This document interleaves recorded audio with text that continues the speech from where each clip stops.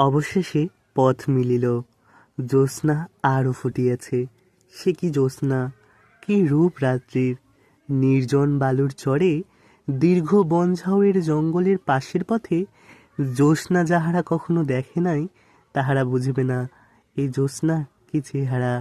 এমন উন্মুক্ত আকাশতলে ছায়াহীন উদাস গভীর জ্যোৎস্না ভরা রাত্রিতে বন পাহাড় প্রান্তর, পথের জ্যোৎস্না, বালুচরের জ্যোৎস্না কজন দেখিয়াছে! উফ, সে কি ছুট! পাশাপাশি চলিতে চলিতে দুই ঘোড়াই হাঁপাইতেছে।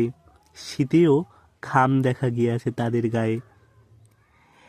এক জায়গায় বনের মধ্যে একটা শিমুল গাছের তলায় আমরা ঘোড়া থামাইয়া একটু বিশ্রাম করি। সামান্য মিনিট 10। একটা ছোট নদী বহিয়া গিয়া অদূরে কুশি নদীর সঙ্গে মিশিয়াছে। শিমুল গাছটাতে ফুল ফুটিয়াছে।